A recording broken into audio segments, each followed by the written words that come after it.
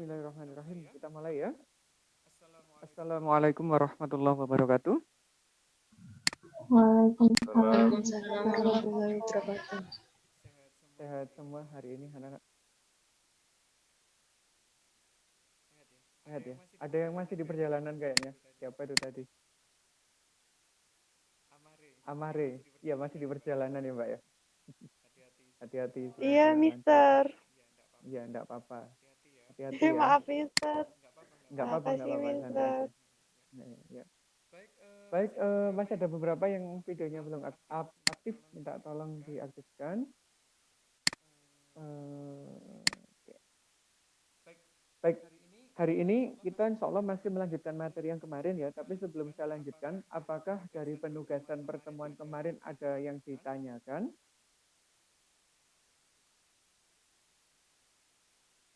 Enggak. Terlalu banyak tugasnya? Enggak juga. Pas ya? Cukup. 10 menit selesai kok. Insya Allah cukup. Sudah lihat hasil LPS-nya? Laporan perkembangan siswa bulanan? Sudah, alhamdulillah. Ada yang belum lihat? Gimana hasilnya, Mas? Aman? Aman bisa. Aman, alhamdulillah. Tidak ada yang di bawah KKM ya? Di bawah 70? Untuk kimia, seolah alhamdulillah. Untuk kimia aman semua kayaknya ya. Nilainya nggak ada yang di bawah 70 untuk kelas 10-3.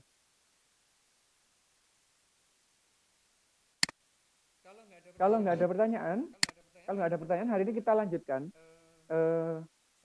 Saya share screen sebentar, terus nanti kita kayak kemarin, kita pakai tangan, tulis tangan gitu, biar nanti hasilnya lebih maksimal. Di materi kemarin kita membahas masalah konfigurasi elektron. Saya share screen dulu sebentar. Sampai di sini ya, kemarin. Atau masih di sini? Ini sudah. Yang konfigurasi ini kan kita sudah belajar. Yang di bagian konfigurasi normal, yaitu berdasarkan nomor atomnya. Tapi yang ini kita belum. Yang konfigurasi singkat. Nah, hari ini pinginnya kita kenalkan yang menggunakan konfigurasi singkat. Agar kita kalau membuat konfigurasi atom, nanti tidak terlalu panjang cara menulisnya. Kemarin kita belajar nomor atom tertinggi kan masih 29 gitu ya. Belum sampai yang 50, belum yang sampai 100, belum sampai yang 118 unsur terakhir. Nah, kalau nomor atomnya 118, kita menulis kayak begini, nanti butuh waktu lama, kelamaan. Dan ada cara singkatnya, cara cepatnya membuat konfigurasi, yaitu menggunakan konfigurasi gas mulia. Gas mulia itu adalah unsur-unsur yang ada di golongan 8, gitu ya. Ada yang tahu anggota unsur golongan 8 itu siapa saja?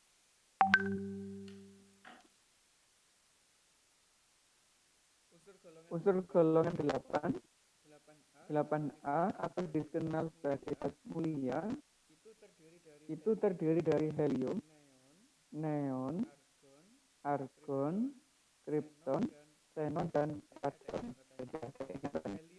Helium itu nomor atomnya 2, ini 10, ini 18, ini 36, ini 54, ini 86. Kalau dibuat konfigurasi, ini konfigurasi selalu benar, selalu penuh. Makanya disebut sebagai gas yang paling stabil. Jadi atom-atom yang lain itu iri dengan unsur gas mulia. Atom golongan lain itu tidak stabil, tapi yang paling stabil adalah gas mulia. Oleh karena itu, atom-atom yang lain akan berusaha menyamai gas mulia. Nah, bagaimana menyamai gas mulia? Nanti dibahas di bab yang ketiga saat membahas masalah ikatan kimia. Konfigurasinya ini 1s2. Kalau ini 1s2, 2s2, 2p6. Kalau ini berarti lanjutannya ya, 1s2, 2s2, 2p6, 3s2, 3p6, dan seterusnya. Nah, misalnya kita punya unsur helium dibandingkan dengan karbon misalnya. Helium kan 2, karbon 6. Konfigurasinya bagaimana nanti? 1s2, kalau ini kan 1s2, 2s2, 2p2. Ada kesamaan nggak? Ada kesamaan nggak konfigurasi antara helium dan karbon di situ? Ada yang sama nggak konfigurasi? Ada yang sama nggak konfigurasinya? Yang sama kan ini kan ya? Yang sama kan ini kan ya? Sama-sama memiliki Sama-sama memiliki 1s2. Nah, Kalau ada yang sama sebenarnya untuk karbon, yang 1s2 ini tidak perlu kita tulis, tidak apa-apa. Tapi nanti diganti dengan helium. Sehingga yang karbon ini boleh ditulis konfigurasinya menjadi ini, helium 2s2, 2p6. Jadi lebih pendek konfigurasinya. Hal yang sama misalkan untuk neon kan 10. 1s2, 2s2, 2p6. Konfigurasinya gitu. Kalau ada 17 klorin, konfigurasinya kan 1s2, 2s2, 2p6, 3s2, 3p5. Ini kan banyak yang sama. Yang sama dari sini ke sini. Daripada kita nulis terlalu panjang kayak begini, lebih baik yang 1s2 ini dipotong menggunakan neon. Sehingga konfigurasinya ini boleh ditulis sebagai NE, 3s2, 3p5. Jadi kita membuat konfigurasi penulisannya yang lebih pendek. Setelah neon 3s2, 3p5, yaitu mengikuti yang terakhir ini. Begitu. Kita juga kemarin mengenal ini kan, argon nomornya 18, 1s2, 2s2, 2p6, 3s2, 3p6. Kalau ada atom Cu, nomornya 29, gimana konfigurasinya? Kan panjang. 1s2, 2s2, 2p6, 3s2, 3p6, 4s1, 3d, 10. Kan kemarin dilihat konfigurasinya. Ini 10. Nah, daripada kita nulis panjang kayak gini, kan sama. Berarti boleh kita tulis 29Cu itu sebagai AR, sisanya ini 4S1, 3D, 10. Jadi kita buat konfigurasi jauh lebih singkat. Apakah boleh tetap menggunakan yang panjang? Gunakan yang ini? Boleh. Gunakan ini? Boleh. Anak-anak yang penting paham maksudnya. Boleh yang atas, boleh yang bawah. Silakan dipilih nanti ya, yang bertambahan yang paling mudah yang mana. Nah, kata kuncinya begini. Jika nomor atomnya ada selisih, itu yang digunakan untuk menentukan ininya, gas mulia yang digunakan apa. Itu berdasarkan nomor atomnya. Jika nomor atomnya lebih dari 2 dan kurang dari 10, nanti kita memperbedakannya menggunakan helium. Kalau nomor atomnya di atas 10 dan di bawah 18, kita memperbedakannya pakai neon. Kalau di atas 18, di bawah 36, berarti digunakan yang AR. Di bawah 3, di atas 36, di bawah 54, kita gunakan yang KR. Jadi menyesuaikan ini. Ada rumusannya. Setelah helium, itu nanti dilanjutkan dengan kulit 2S. Setelah neon, dilanjutkan dengan 3S. Habis AR, ini ada 4S. Habis KR, ini nanti ada 5S.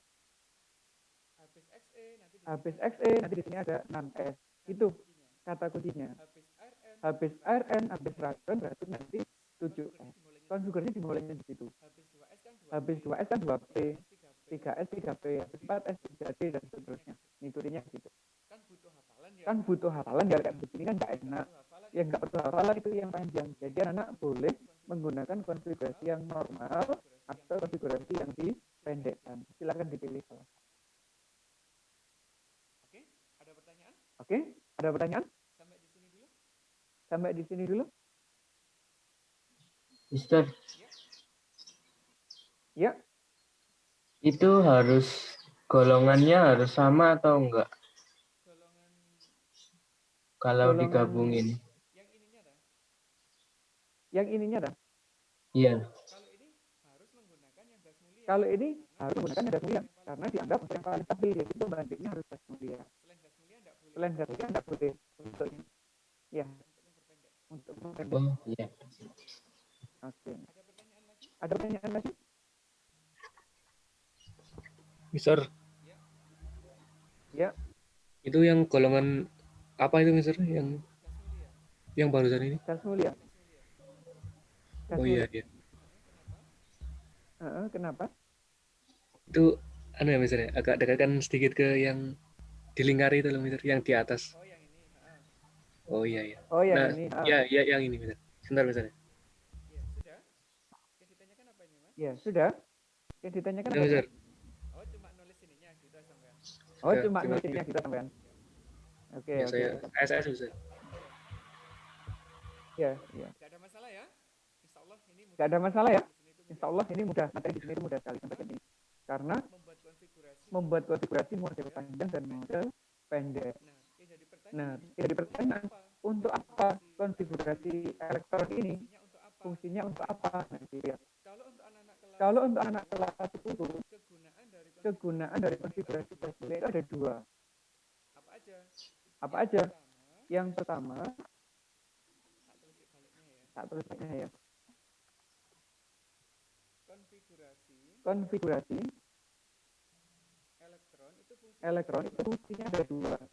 Yang pertama adalah untuk ini, memprediksi letak unsur. Jadi letak unsur di dalam tabel periodik itu bisa kita prediksi berdasarkan konfigurasi elektronnya. Terus yang kedua, untuk menjelaskan ini, menjelaskan ikatan kimia. Jadi kegunaannya ada dua, memprediksi letak unsur dan menjelaskan ikatan kimia. Kalau di kelas 12 nanti dikembangkan ke kimia. Untuk ini apa lagi gitu ya. Nah, hari ini kita akan belajar yang ini dulu, memprediksi letak unsur di dalam tabel periodik. Nah, anak-anak kan sudah kenal tabel periodik waktu di SMP. Sejaknya udah tahu ya tentang tabel periodik itu ya. Bentuknya kayak gini. Nah, kayak gini bentuknya.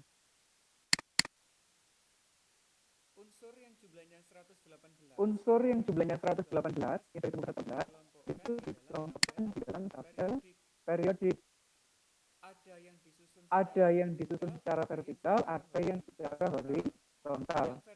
Yang vertikal, yang kolom vertikal ini disebut sebagai golongan. Ini golongan 1. Oke, sir. Ini golongan 2. Ini golongan 13 sampai golongan 18. Nah, golongan 18 inilah yang golongan gas mulia tadi. Sedangkan kolom yang horizontal ini disebut sebagai periode. Ini periode pertama, ini periode kedua, ini periode ketiga hingga periode yang ke-7. Nah, konfigurasi elektron itu ada hubungannya dengan unsur ini, ada hubungannya dengan letaknya di dalam golongan maupun di dalam periode. Kita coba belajar ya. Sekarang kita coba belajar bagaimana hubungannya, yaitu hubungan konfigurasi dan letak unsur. Mister, Ada Mas? Ya. Kenapa Mas? suaranya putus-putus Mister. Putus-putus. Oke, siap-siap. ini wifi sekolah, Mas. Kayaknya koneksinya Ini wifi sekolah Mas. Kayaknya koneksinya juga nggak kurang stabil ya wifi sekolah itu. Karena penggunanya banyak, guru-gurunya banyak yang masuk. Sekarang udah normal. Udah ya? Baik. Udah ya? Baik. Sudah. Konfigurasi atom, Konfigurasi elektron konfigurasi elektron itu di anak SMA kelas 10 dikenalkan 3 jenis. Yang pertama contohnya adalah untuk atom natrium. Jika konfigurasi menggunakan pendek, ini berakhirnya di 3S1. Silikon juga boleh diperpendek menggunakan 3S2, 3P2 di sini, atau Sd. Sd itu menggunakan AR 4S2, 3D1. Jadi konfigurasi elektron di anak SMA kelas 10 jenisnya ada 3 ini Mas, Mbak ya. Berakhir di kulit S, ini namanya kulit S. Berakhir di kulit S sama P. Berakhir di kulit S sama D. Jenisnya ada 3 itu. berakhirnya kulit ini menentukan ini, prediksi letak unsurnya itu. Angka-angka yang depan ini disebut sebagai kulit terluar. Itu sebutannya. Ini juga kulit terluar. Kalau ini yang 4 apa yang 3 terluarnya?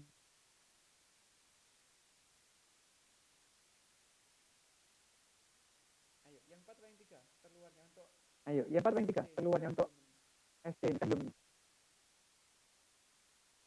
Yang terluarnya adalah angka yang terbesar. Ini 4, ini 3. Berarti yang lebih besar yang 4. Berarti terluarnya yang ini. Disebut sebagai kulit terluar. Kulit terluar itu punya nama lain. Namanya adalah kulit valensi. Itu ya. Ada kulit terluar, ada kulit valensi. Ini juga sama. Ini disebut kulit valensi. Sedangkan elektron yang menempati ini disebut sebagai elektron terluar. Elektron disebutnya E, terluar, nyebutnya begitu, disebut juga sebagai elektron valensi. Jadi gitu ya, ada kulit valensi, ada elektron valensi. Kalau ini elektron valensinya 1. Nah, kalau ini berapa valensinya? Kalau ada subkulit S dan P atau S sama D, elektron valensinya adalah penjumlahan dari ini. Ini ditambah dengan ini. Baru berubah menjadi elektron terluar atau elektron valensi. Kalau ini valensinya 1, kalau ini berapa?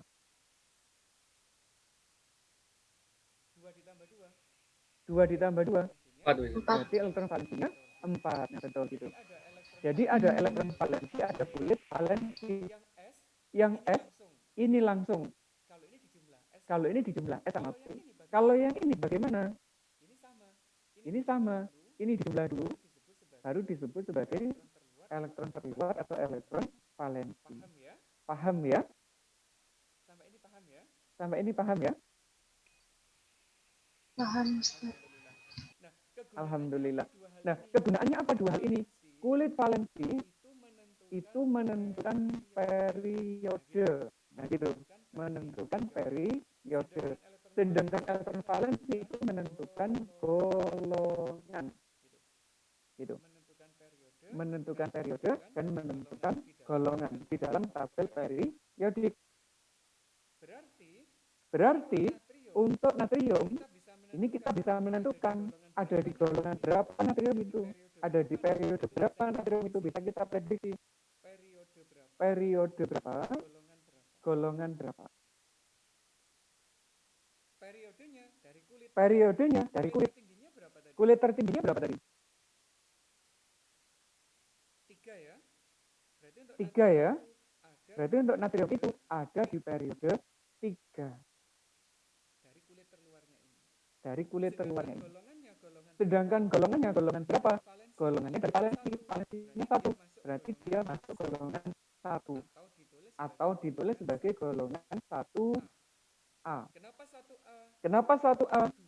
Yang dua model ini berakhir di S atau S dan P itu disebut sebagai unsur golongan utama. Golongan utama itu disebut juga golongan A. Nama lainnya gitu ya. Golongan utama atau golongan A. Sedangkan yang berakhir di S sama D ini tidak masuk golongan utama, tapi ini masuk di golongan transisi. Golongan transisi nama lainnya adalah golongan B. Jadi ada golongan A, ada golongan B. Habis ini kita berlatih lebih detail ya. Nah, bagaimana dengan silikon? Nah, kita bisa memprediksi juga. Silikon ada di periode berapa kira-kira? Ada di golongan berapa dia? Silikon. Periodenya dari sini juga. Tertingginya 3, ini juga 3. Berarti dia ada di periode 3. Nah, golongannya? Golongannya 2 itu 4. Nah, 4. Itu sebagai golongan 4A. Golongan 4A. Paham sampai di sini periode 3. periode 3 golongan 4A. Bagaimana dengan Nah, yang SC? bagaimana dengan yang scandium tadi? Golongan Ada berapa? di golongan berapa? Ada di periode berapa? Ada di periode berapa?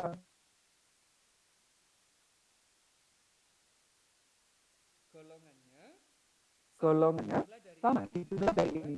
2 ditambah 1 Berarti berarti golongan 3.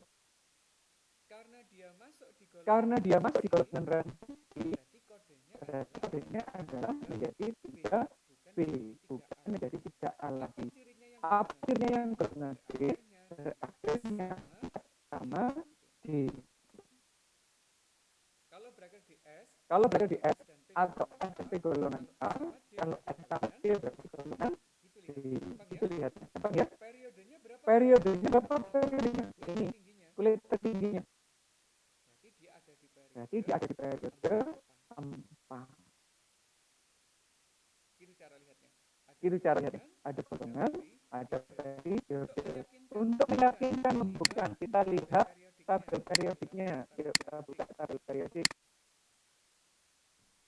Tadi ada 3 unsur. Tadi ada 3 unsur. Yang pertama adalah natrium, simbolnya Na ada di sini. Ada di kolom pertama. Ada di kolom pertama. Kita masuk golongan 1A. Di baris ke berapa? Di baris berapa? Baris pertama, baris kedua, baris ketiga. Periode 3 golongan 1A. Yang kedua silikon. Yang kedua silikon. Silikon simbolnya ada di sini. Golongan berapa dia? Golongan berapa dia? Ini disebut golongan. Ini disebut golongan 1A. Ini golongan 2A. Ini transisi, ditinggal dulu. Ini golongan 3A, 4A, 5A, 6A, 7A, dan 8A. Berarti yang ini disebut golongan A, yang ini ke bawah disebut golongan B. SI di sini. SI di sini. Berarti golongan A. Berapa A? 1, 2, 3, 4. Berarti dia masuk golongan 4A. Periode berapa? Periode berapa? Baris pertama, baris kedua, baris ketiga. Berarti di baris ketiga. Berarti periode ketiga. Berarti benar apa yang kita prediksikan tadi.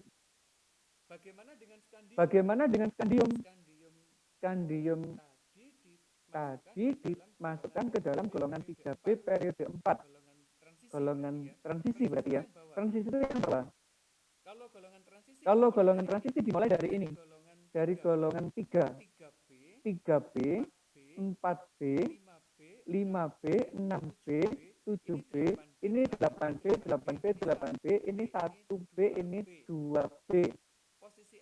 Posisi SC itu di sini.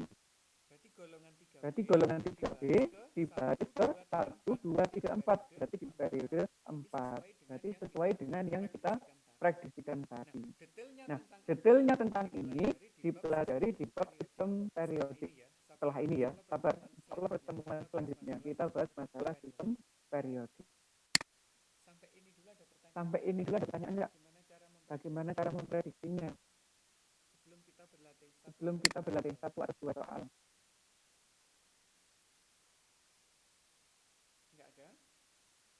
Enggak ada.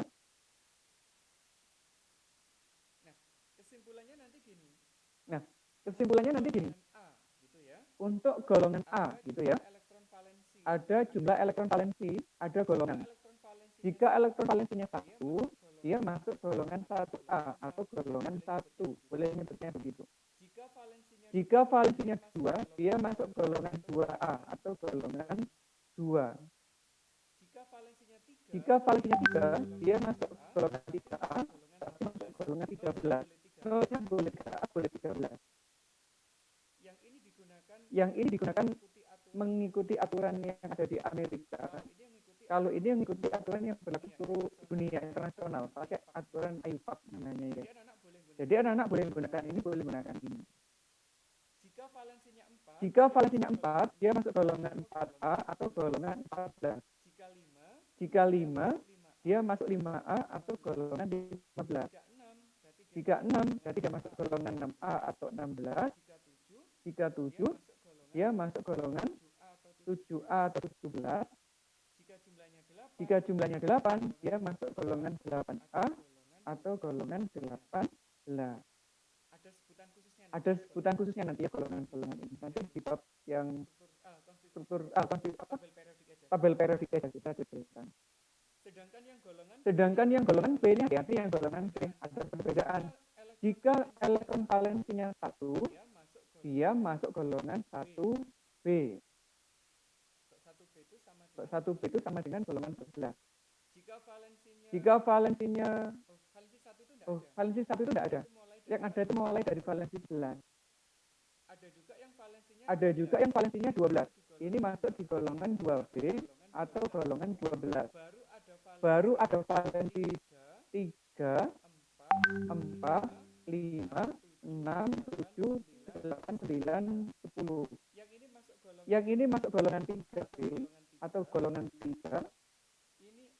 Ini 4B atau golongan 4. Ini golongan 5B atau golongan 5. Kalau ini golongan 6B atau golongan 6. Ini 7B atau golongan 7. Lah yang ini beda. Ini masuk golongan 8B. Yang ini masuk golongan 8. Ini 9. Ini 10. Nah, nanti kita detailkan waktu kita tabel periodik ya. Ini semua pengenalan kita. Ini sebutan-sebutannya. Nah, gitu. Nanti videonya ada kok, santai, bisa diakses di rekamannya. Nah, aplikasinya gimana? Misalkan saya punya atom ini. Ada atom X. Atomnya nggak dikenal. Nomor atomnya adalah 23. Dia ada di golongan berapa? Ada di periode berapa? Untuk tahu, langkah pertama dibuat konfigurasi. Gimana konfigurasinya? Boleh pakai panjang, boleh pakai pendek. Kalau yang pendek langsung dipotong pakai AR karena nomor atomnya sekitar 18. Habis AR tadi 4S2, 3D, 18 tambah 2, 20 berarti sisanya 3. Kita bisa memprediksi berapa golongannya? 2 ditambah 3? 5. A atau B? Karena S dan D, berarti dia masuk golongan B. Periode berapa dia? Tertingginya ini. 4, berarti masuk periode 4. Golongan 5B, periode 4. Unsurnya apa? Kita cek di tabel periodik. 5B, periode 4. 5B itu dimulai dari sini ya, 3B, 4B, 5B. 5B di sini, periode 4 itu ini. Simbolnya adalah V, jadi unsur vanadium. Jadi yang kita buat konfigurasinya ini tadi adalah unsur vanadium. Begitu. Bisa anak untuk memprediksi ini?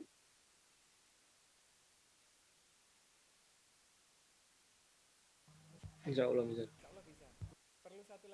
Insya Allah bisa. Perlu satu lagi? Iya, satu lagi, Mister. Nomor berapa ini? Kira-kira?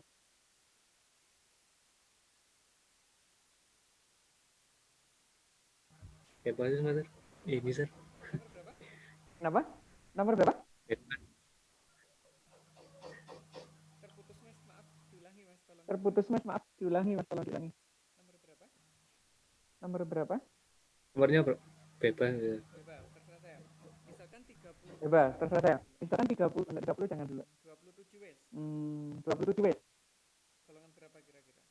Golongan berapa kira-kira? AR 4S2.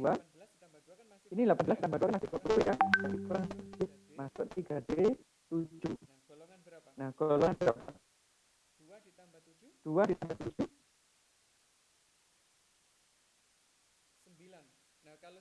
9. Nah, kalau 9 masuk golongan berapa B? Kalau jumlahnya 9, masuk golongan 8 B. Berarti kita tulis di sini adalah golongan 8 B. Periode berapa dia? Tertingginya ini.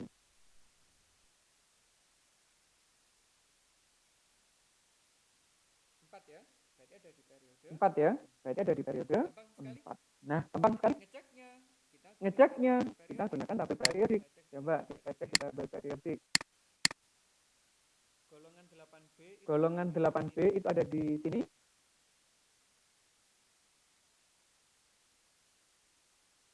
tapi yang nomornya 9. Tapi yang nomornya 9, berarti yang sebelah sini. Periodenya 4, berarti ini. Periodenya 4, berarti ini unsurnya. Unsurnya CO Unsurnya CO itu dari itu dari singkatan kobalt. Jadi unsurnya dalam unsur kobalt.